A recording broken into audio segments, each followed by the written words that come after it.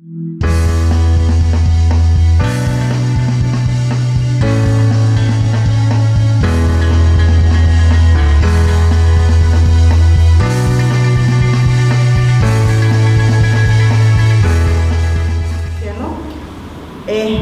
yo soy la vicepresidenta de la Asociación de Pueblos Indígenas de Santa Cruz de la Sierra y Afro-Boliviano. Lo más curioso que hace 3 años también me invitaron a un taller de hábitat, ¿no? Y que es muy interesante para nosotros y muy preocupante, los que vivimos aquí, los pueblos indígenas en la ciudad. Realmente no solamente también es el problema de los pueblos indígenas, también es de la ciudadanía, ya sea indígena o no. Resulta que aquí, yo creo, como dicen, ¿no?, erradicar la pobreza. Ahí mismo dice, si bien medio que he leído, dice, no, tener, consolidar, digamos, sus tierras, tener su papel o qué sé yo. Pero a lo más profundo yo quiero llegarles a esto. ¿Qué pasa? Erradicar pobreza. ¿Qué pasa con las personas, con las familias que realmente no tienen una tierra? ¿Dónde podemos acudir? No dice, vayan soliciten al gobierno que el municipio no tiene, que ya no hay tierras. Pero sin embargo, años atrás, familias como le dicen, de tener tierra, muchas familias han entrado, digamos, como le dicen, loteadores. Pero lamentablemente han sido utilizados también esas familias que no tenían dónde vivir. Pero a lo largo resulta que esa gente loteadora ha sido utilizado y después lo despojan. Yo me pregunto aquí, ¿dónde o cómo podemos hacer una política pública para los que no tienen tierra? Un pedacito de lote. Yo le hablo así porque en la vivienda solidaria he peregrinado. Resulta que tenés que tener un lote. Y para adquirir un lote he ido a buscar al banco a preguntar. Y tenés que tener un sueldo máximo de 2.500 y tanto para que te den un crédito. He participado cuando ha ido también vivienda solidaria, entre comillas. Pero ahí también te decía cuánto, qué tenés, qué negocio tenés, si vas a poder pagar. ¿Realmente es para los pobres? Muchas veces he escuchado, dicen, no van a vender no hablen de pobreza, pero la vida real hay que decirlo así. Aquí en Santa Cruz, según no estamos hablando de política, pero hay que hablarlo así, según las informaciones aquí del gobierno, dice que aquí en Santa Cruz no hay pobreza. Pero eso es mentira. Yo quisiera que ahí me oigan que necesitamos un pedacito de tierra para que así también nuestra gente puedan adquirir, pero no le estamos pidiendo gratis también, ¿no? Pero que tenga una accesibilidad dependiendo al bolsillo de nuestra gente. Yo a eso juego. Esa gente que viven de casero, alquileres, no solamente son los pueblos indígenas, son de todos lados, ya sea Colla, Camba, Chapaco. Yo a eso abogo. Por favor, yo quisiera que después, no sé, nos podamos sentar con la asociación para planificar y que nos ayude a esta situación. Y no estoy hablando solamente para los pueblos indígenas, estoy hablando en general de los bolivianos. Gracias. Dos preguntas, ¿no? La primera tiene que ver con las organizaciones no gubernamentales, instituciones, etcétera, que trabajan con el tema urbano. ¿Cuáles son los principales problemas que se presentan al momento de plantear al Estado las evaluaciones de impacto de las políticas públicas urbanas? Es decir, ¿con qué problemas más frecuentes se han visto como organizaciones y cómo responde el Estado hacia este tipo de planteamientos? Y ya la segunda pregunta tiene que ver un poco más con la academia, al doctor José de Pereira, ¿y cuál es el estado de la investigación en torno a las evaluaciones de impacto que se hacen sobre las políticas públicas desde el Estado en el tema urbano? Mi nombre es Guido Menujas, de la Embajada de Suecia, y a mí me ha tocado participar en el diseño de esta política nacional urbana, pero creo que un comentario también para Naciones Unidas y para el Viceministerio en estos 2 días que me ha tocado estar aquí, bien como lo decía René, creo que la política urbana no se lo puede trabajar si no está sociedad civil y academia, ¿no? Y creo que hay experiencias muy ricas, muy importantes para tomar en cuenta, y algo que sí es importante, ya lo mencionaba Anneli y también lo comentaba aquí la vicepresidenta, creo que un primer elemento central es introducir este tema del mercado de suelos, regular el mercado de suelos. Creo que es un tema muy complejo, que se lo ha visto, hemos visto experiencias en Tarija, en Cochabamba, en Santa Cruz, en La Paz, que si no se lo trata y se puede buscar temas para ver cómo se va a trabajar esta cruda oferta y demanda, es complicado. Si no hay suelo, no hay vivienda y es como una espiral, ¿no? Por un lado. Otro elemento que también es importante y que sí no lo he visto en estos diálogos urbanos, pero que es importante tocarlo, es el tema del medio ambiente. Y se va a tocar un poco tal vez superficial, ¿no? Me voy a dar 2 ejemplos muy claros en La Paz y Santa Cruz, ¿no? Por ejemplo, en el Urubó, ¿no? Hacíamos un cálculo, por ejemplo, con esta segunda laguna que quieren construir, que va a ser la segunda laguna más grande del mundo, solamente con el agua que se evapora, se podría haber alimentado a toda la zona sur de la ciudad de La Paz en la escasez que hubo en 2009, el 2016, ¿no? 17.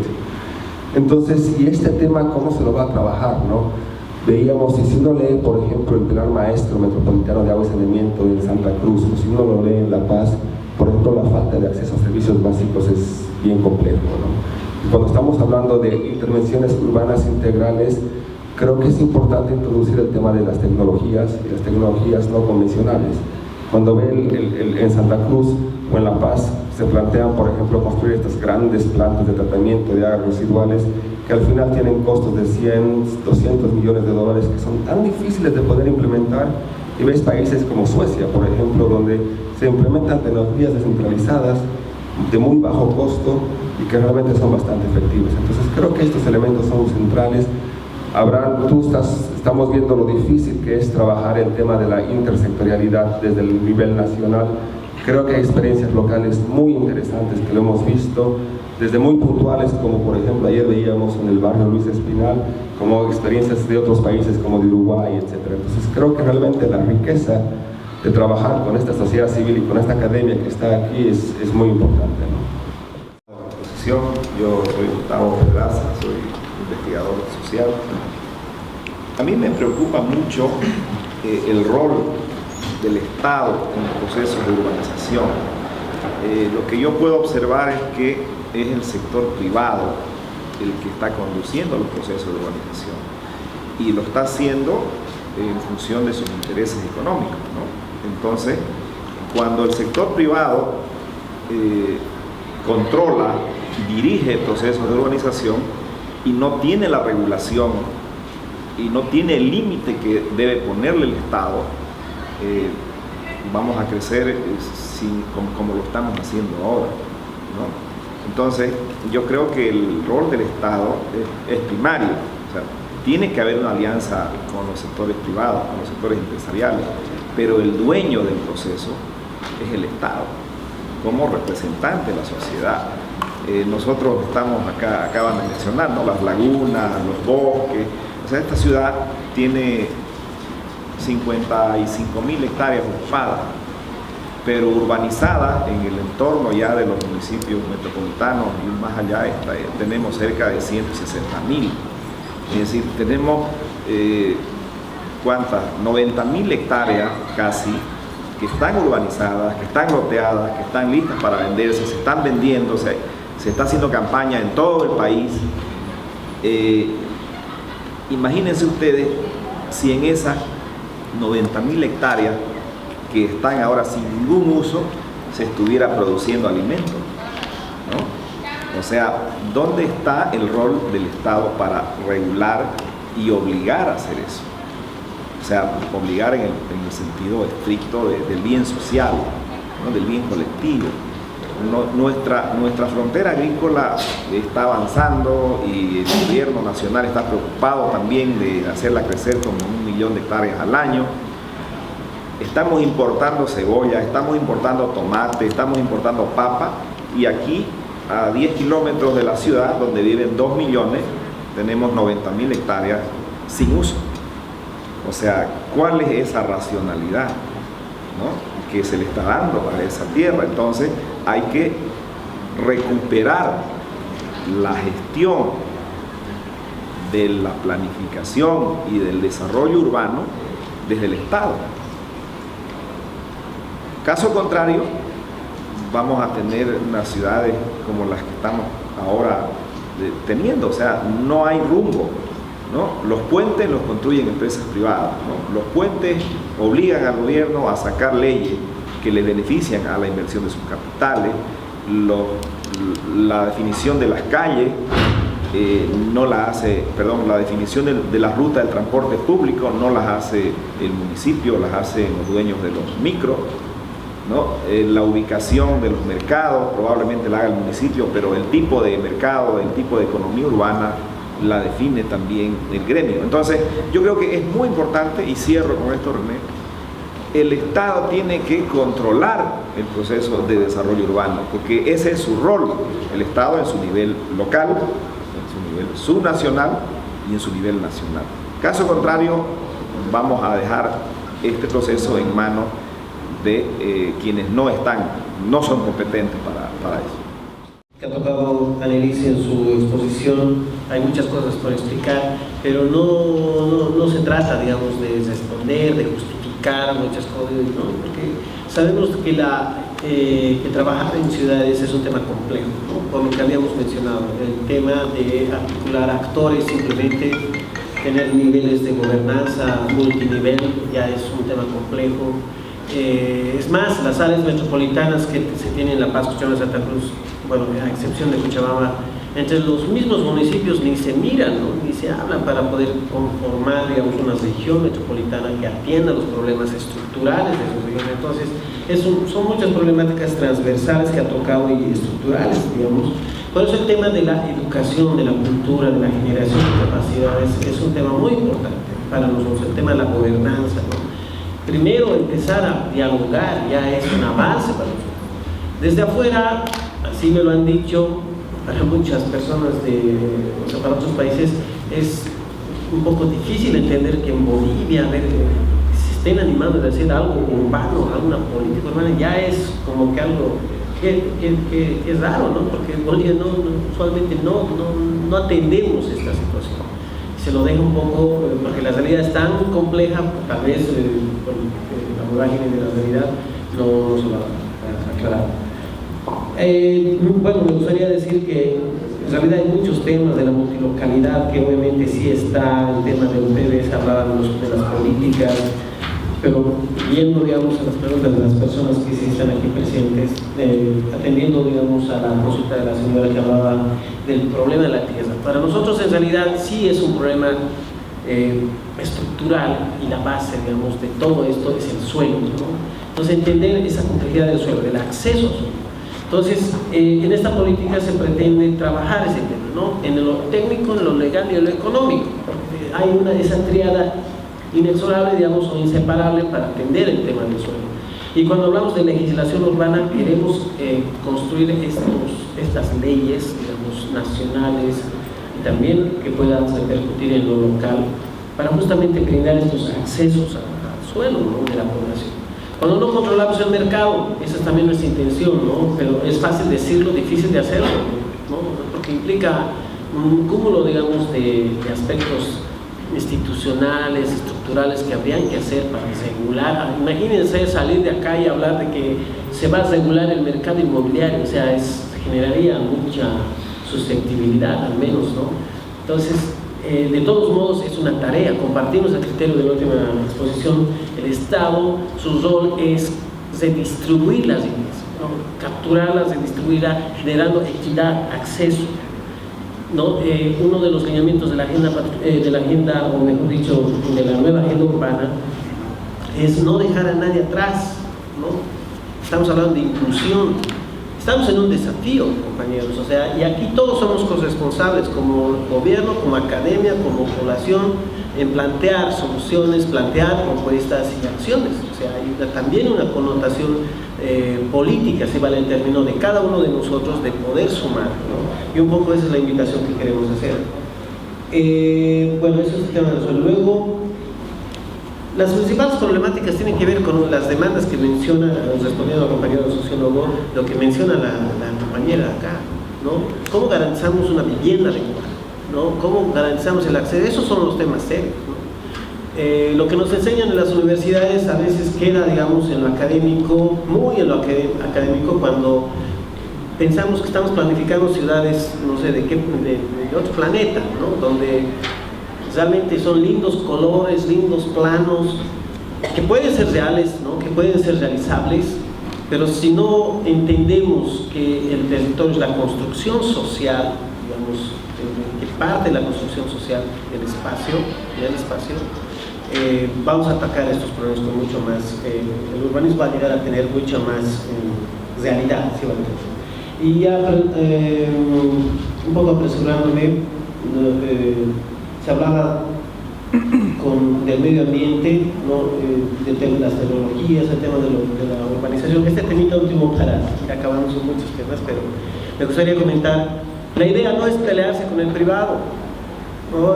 Tal vez es un error que se comete de enfoque, ¿no? Desde los municipios, desde el Estado, de que los loteadores, los especuladores, los empresarios privados. No, la idea es sumar, ¿no? Es más bien ganar juntos, ¿no? Ganemos todos, o sea, gana el privado, pero también tiene que ganar la sociedad donde se está desarrollando, ¿no? Entonces no podemos permitir, o sea, en una ciudad inclusiva no compartimos lo que pasa, por ejemplo, en el grupo, ciudades dentro de otras ciudades, ¿no? Están coartando el derecho de la articulación social, de la libre circulación, ¿no? De vida comunitaria, ¿no? Entonces esas son las distorsiones que un poco han llevado esta libertad.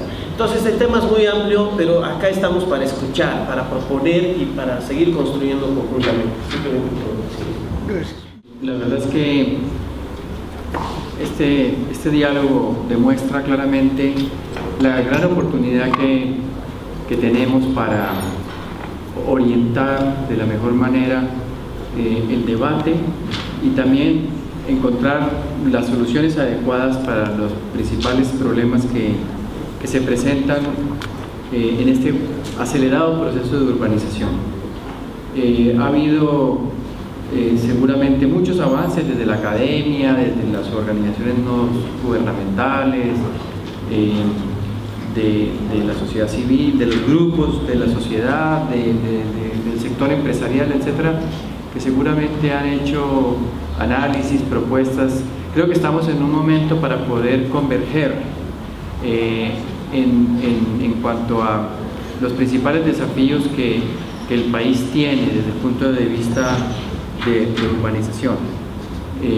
Se ha hablado acá del rol de control que debe jugar el gobierno central, los gobiernos municipales y departamentales, la sociedad civil, la academia.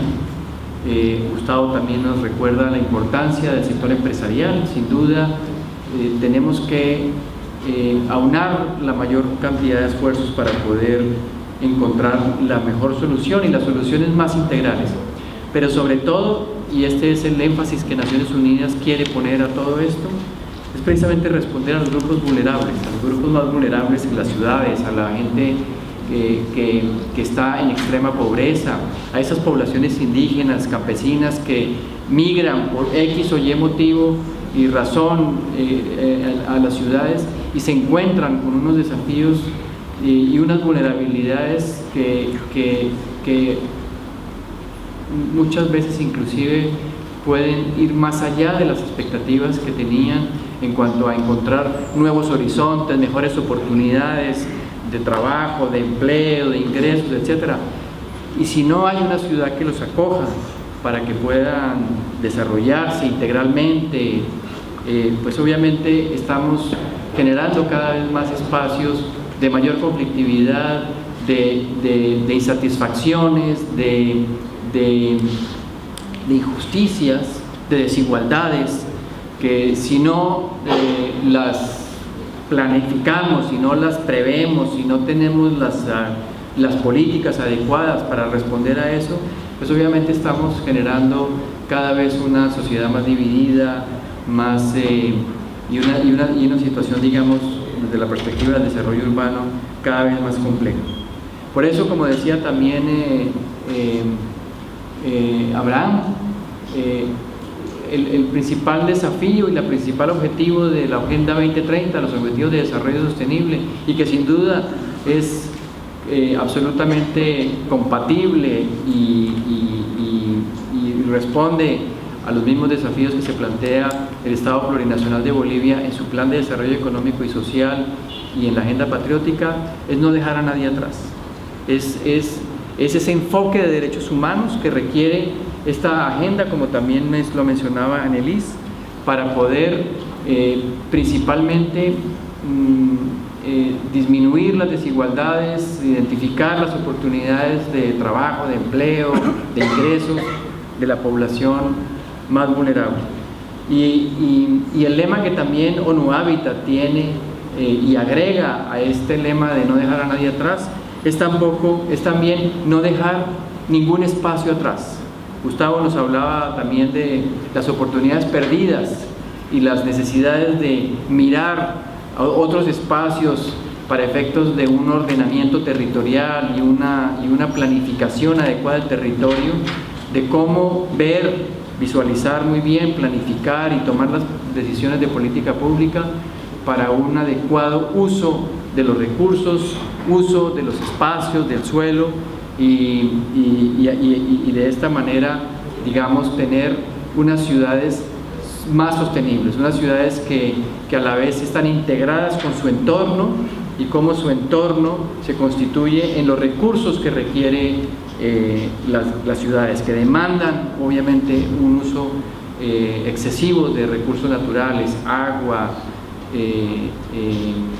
energía, consumo de alimentos, etcétera, la seguridad alimentaria. O sea, son muchos los elementos que hay que analizar y que hay que trabajar de manera adecuada e integral para poder responder a esos desafíos y a esas demandas normalmente caóticas, desordenadas del desarrollo urbano.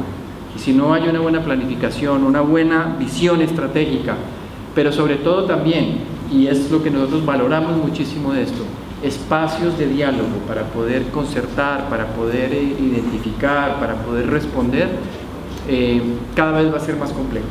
Así es de que nosotros agradecemos inmensamente que nos hayan dado este espacio para participar acá, pero también ofrecer desde Naciones Unidas, desde el sistema de Naciones Unidas, el trabajo que se ha venido haciendo con el PNUD particularmente, en analizar muchísimo más la complejidad del proceso de urbanización y cómo estos espacios se constituyen o no en un espacio que fomenta el desarrollo humano, que fomenta el desarrollo integral, que elimina la pobreza y las desigualdades. Queremos entonces, por consiguiente, ofrecerles este apoyo, esta colaboración para que nos constituyamos también en un elemento de convergencia, de articulación, de diálogo, de facilitación, para que el país y sus ciudades cuenten con los mejores elementos para poder tomar las mejores decisiones desde el punto de vista de política, de inversión, etc. Muchas gracias.